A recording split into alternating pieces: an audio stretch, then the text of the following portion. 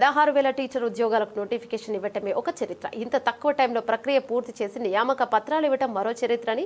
ఇది కేవలం లోకేష్ కి చంద్రబాబుకు మాత్రమే సాధ్యమని ఎస్కోట శాసనసభ్యురాలు కోల లలిత కుమారి తెలిపారు. ఈ రోజు అనగా ఆదివారం లక్కవరపుకోట మండల కేంద్రంలో గల తెలుగుదేశం పార్టీ కార్యాలయం నందు స్థానిక తెలుగుదేశం పార్టీ నాయకులతో కలిసి ప్రెస్ మీట్ నిర్వహించడం జరిగింది. ఆమె మాట్లాడుతూ చంద్రబాబు చెప్పాడంటే చేస్తాడంతే, మెగా డిఎస్సితో ఇది మరోసారి రుజువైందే. ఇక 16,000 టీచర్ పోస్టులు రిక్రూట్ చేయడం అంటే మాటల ఇది చంద్రబాబు వల్లే సాధ్యమని తెలిపారు. కూటమి ప్రభుత్వం తొలి హామీ 16,000 కుటుంబాలలో వెలుగులు నింపింది. 150 రోజుల్లోనే భారీ ప్రక్రియను పూర్తి చేసి నియామక పత్రాలు కూడా అందచేయడం ఒక రికార్డు. పురుషులతో సమానంగా దాదాపు 7,955 50% మంది స్త్రీలు ఎంపికయ్యారు. ఈ కార్యక్రమంలో Velama corporation director Makireddy Srilakshmi, PSCS chairman GS Naidu, AMC vice chairman Adibabu, రాష్ట్ర కార్యదర్శి రాయవరపు చంద్రశేఖర్, ప్రధాన కార్యదర్శి జూతాడ రామసత్యం, సీనియర్ నాయకులు డోక్లా అచ్చెన్నాయుడు, సర్పంచ్లు గడివాడ సన్యాసి నాయుడు మరియు కొట్యాడ జగదీష్, పెద్ద మహేష్, కూటమి పార్టీల నాయకులు కార్యకర్తలు పాల్గొన్నారు. అందరికీ నమస్కారాలు. శాసనసభ సమావేశాలు 8 రోజులు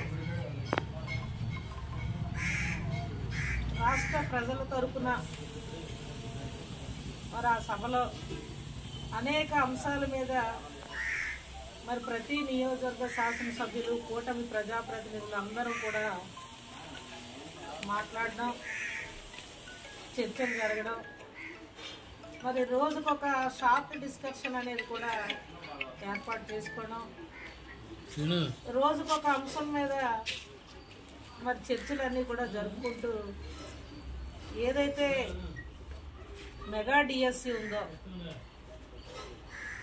ఆ మెగా డిఎస్సి కోసం మా యువ నాయకుడైన నారా లోకేష్ బాబు గారు ఒక యజ్ఞంలాగా, ఒక పారదర్శకతతో ఎటువంటి ప్రజాప్రతినిధులకు కానీ ఎటువంటి అవినీతికి కానీ తావు ఇవ్వకుండా పారదర్శకంగా మరి 16,800 చిల్లర మరి డిఎస్సి అభ్యర్థుల్ని ఉపాధ్యాయులుగా ఎంపిక చేయడం నిజంగా ఎంతో హర్షదాయకం. ఎంత సిగ్గుచేటంటే జగన్మోహన్ రెడ్డి ఆఖరికి యువతకు ఉద్యోగాలు ఇస్తుంటే చూసి ఓర్వలేక మెగా డిఎస్సి మీద కూడా 150 కేసులు వేశాడు. ఎంత దుర్మార్గుడు, దురదృష్టమో ప్రతిపక్ష నాయకుడు తీరు ఒకసారి రాష్ట్ర ప్రజలంతా కూడా చర్చించుకోవాల్సిన అవసరం ఇవాళ ఉంది. ఎక్కడైనా ప్రతిపక్ష పాత్ర ఏంటి అంటే ప్రభుత్వం ప్రజల తరపున నిలబడి సామరస్యంగా పరిష్కరించాలి. కానీ ఇది ఎక్కడ ఇంకా ఈ సైకో మాజీ ముఖ్యమంత్రి తీరు ఇవాళకి కూడా విడ్డూరంగా ఉంది. ఆయన రోజు ఏం మాట్లాడతాడో తెలీదు.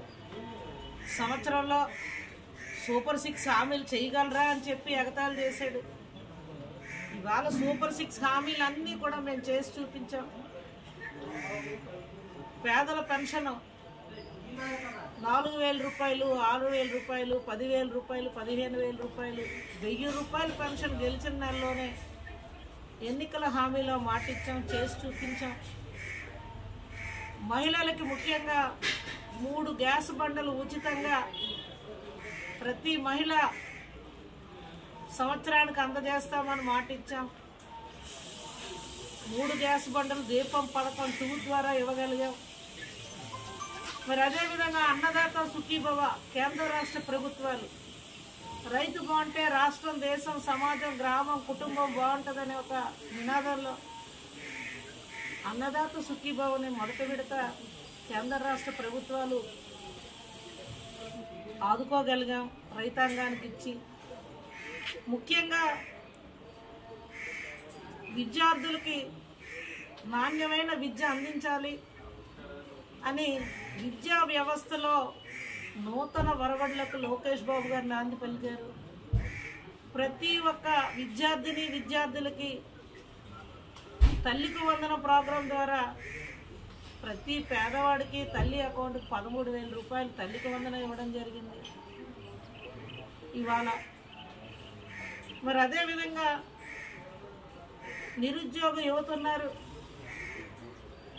మరి వాళ్ళకి పెట్టుబడులు తీసుకొచ్చి ఉద్యోగ అవకాశాలు కల్పించాలని పెద్ద ఎత్తున రాష్ట్ర వ్యాప్తంగా రాయలసీమ, ఉత్తరాంధ్ర అంతా పారదర్శకత, అంతా ఆన్లైన్ సిస్టమ్ కొడితే ఎవరికైనా ఎవరికి ఏ గ్రామంలో ఎవరికి ఏ ఏ ఉద్యోగాలు ఇచ్చామో మన శాసనసభలో ముఖ్యమంత్రి గారు మన యువత కోసం మాట్లాడారు. 5 లక్షల చిల్లర ఉద్యోగాలు ఇచ్చామని వారు చెప్పడం నిజంగా మా శాసనసభ్యులందరూ కూడా నిజంగా ఇవాళ చంద్రబాబు గారు ఆయన పరిపాలన, ఆయన చేసిన ఈ సంవత్సరన్నర కాలంలో రాష్ట్రం కోసం చేసిన సేవ ఇవన్నీ కూడా నిజంగా 8 రోజుల్లో మేము అనేక అంశాలు తెలుసుకున్నాం. మరి ఇదే కాదు, స్త్రీశక్తి ముఖ్యంగా మా మహిళలకు ఉచిత బస్ సౌకర్యాన్ని కూడా రాష్ట్ర వ్యాప్తంగా కూడా ఇవ్వడం జరిగింది. ఇవాళ సూపర్ 6 హామీలన్నీ ఇవాళ సూపర్గా ప్రజలందరూ కూడా మమ్మల్ని మెచ్చుకుంటా ఉన్నారు. ఇవాళ ఏ వర్గం పలకరించిన, మత్స్యకారులు పలకరించిన వాళ్ళకి 20,000 రూపాయలు వేట వెళ్లకుండా ఈ వర్షాకాలంలో వాళ్ళ కుటుంబ ఆధారం కోసం రేషను, డీజిల్ ఒక్కొక్కరి కుటుంబానికి 20,000 రూపాయలు కూడా ఉచితంగా ఇవ్వడం జరిగింది. చేనేత కార్మికులకి మగ్గాలు నేయడం కోసం ఇవాళ ప్రతి ఒక్కరికి చేనేతలకి మంగళగిరి కానీ ఇతర ప్రాంతాల్లో కానీ ఉన్న చేనేత కార్మికులకి ఒక్కొక్కరి కుటుంబానికి ఉచితంగా 25,000 రూపాయలు మగ్గం నేతకి, అంటే దారం ఇతర పనిముట్లు కొనుక్కోవడానికి ఉచితంగా ఇవ్వడం జరిగింది. మరి ఎక్కడికక్కడ ఉప ముఖ్యమంత్రి అయిన పవన్ కళ్యాణ్ గారికి, కేంద్ర ప్రధానమంత్రి వర్యులైన నరేంద్ర మోడీ గారికి, మన యువ నాయకుడైన నారా లోకేష్ బాబు గారికి ధన్యవాదాలు తెలియజేస్తూ శాసనసభలో మరి ఎస్కోట్ నియోజకవర్గం అభివృద్ధికి సంబంధించి సమస్యలు కూడా మాట్లాడాం. అదేవిధంగా చంద్రబాబు గారు ముఖ్యమంత్రి గారి దృష్టిలో కూడా పెట్టాం.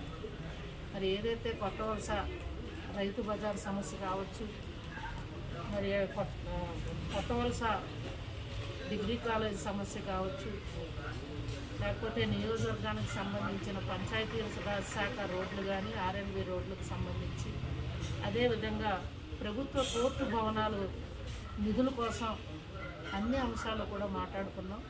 ఏదైనా సూపర్ 6 సూపర్ హిట్ అయ్యి ఇవాళ రాష్ట్రంలో ప్రజలంతా సస్యశ్యామలంగా ఆనందంగా ఉన్నారు.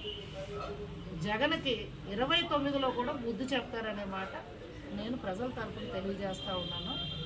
నారా లోకేష్ బాబు గారికి డిఎస్సి ద్వారా ఇవాళ 16,800 ఉద్యోగ అవకాశాలు కల్పించినందుకు ధన్యవాదాలు తెలియజేస్తూ, ఆ మెగా డిఎస్సి ప్రోగ్రాంలో చాలా భారీ ఎత్తున సుమారు 30,000 మంది పైన ప్రోగ్రాం చేయడం జరిగింది అమరావతిలో. ప్రతి ఒక్కరూ కూడా డిఎస్సిలో ఉపాధ్యాయులు ఎవరిని యువతను పలకరించిన లోకేష్ బాబు గారి నాయకత్వం వర్ధిల్లాలి, చంద్రబాబు గారు చల్లగా ఉండాలి, ఆయన నాయకత్వానికి ఇవాళ జోహార్లు. మాట ఇచ్చారు, మాటకు కట్టుబడి ఇవాళ డిఎస్సిని కూడా నాయకత్వంలో రాష్ట్రం అంతా కూడా ఇవాళ సస్యశ్యామలంగా అన్ని వర్గాలు కూడా ఇవాళ సంతోషంగా ఉన్నాం. సూపర్ 6 సూపర్ హిట్ చేసిన ఘనత రాష్ట్ర ముఖ్యమంత్రి చంద్రబాబు నాయుడు గారిది. ఇవాళ ఈ జగన్మోహన్ రెడ్డి ఇవన్నీ కూడా చూసి వారవలేక శాసనసభకు రాడు, ఎంతసేపు ప్రత్యేక హోదా అని మాట్లాడతాడు. ఎంతమంది శాసనసభ్యులుంటే ప్రతిపక్ష హోదా వస్తుందో అక్కడ కూడా ఒకసారి ఆలోచన చేయాలి. అది ఆయన విజ్ఞతకే వదిలేస్తూ ఉన్నాం. ఇవాళ ఏవైతే ఇవే కావు, పాట్ హౌస్లో అనేక చోట్ల మనకున్న నిధులు బట్టి రోడ్లన్నీ కూడా గుంతలు కొట్టడం జరిగింది. గ్రామాల్లో ఎన్ఆర్ఈజీఎస్ ద్వారా వందల కోట్ల రూపాయల నిధులతో సిమెంట్ రోడ్లు, కాలువలు, డ్రైన్లు, కల్వర్ట్లు కట్టడం జరిగాయి. చిన్న చిన్న బ్రిడ్జిలు కూడా కట్టడం జరిగింది. ఇవాళ గత ప్రభుత్వ నిర్లక్ష్యం కారణంగా, గత ప్రభుత్వం వలన అప్పులలో ఉన్న కేంద్ర ప్రభుత్వ సహకారంతో మళ్ళా సుపరిపాలనకు తొలి అడుగులు వేసుకుంటూ చంద్రబాబు నాయుడు గారు అంచెలంచెలుగా మరి ముందుకు వెళ్ళడం, ఇవన్నీ కూడా శాసనసభలో అనేక అంశాలు, నియోజకవర్గానికి సమస్యల మీద మాట్లాడుకున్నాం, ప్రభుత్వ పథకాల మీద మాట్లాడుకున్నాం, ఇంకా ఏ విధంగా ప్రజలకి లోటుపాట్లు ఉంటే సరిచేసుకోవాలో అనేక అంశాల మీద మాట్లాడుకున్నాం. మరి నిజంగా చంద్రబాబు గారు ఆయన మేధాశక్తికి ఇవాళ రాష్ట్రం అంతా కూడా ఆయనకు రుణపడి ఉండాలి. నిజంగా అటువంటి మేధావి మన ఆంధ్రప్రదేశ్లో ఉండడం మన రాష్ట్ర ప్రజలు చేసుకున్న అదృష్టం. ఇదే కాకుండా అనేక అంశాల మీద మాట్లాడుకున్నాం, చర్చలు జరిగాయి. రోజు కూడా శాసనసభ ఉదయం 10 నుంచి సాయంత్రం 6 గంటలు 7 గంటల వరకు కూడా అనేక అంశాల మీద మాట్లాడుకున్నాం. నిజంగా మరి అదేవిధంగా కేంద్ర ప్రభుత్వం ఇవాళ ఈ దసరా కానుకలుగా, దీపావళి కానుకలుగా జిఎస్టీని అనేక వస్తువులపైన, ఎలక్ట్రానిక్ గూడ్స్ పైన తగ్గించి ప్రజలందరినీ ఆదుకోవడం ఇది ఎంతో హర్షాన్ని ప్రకటిస్తూ ఉంది. మరి రాష్ట్ర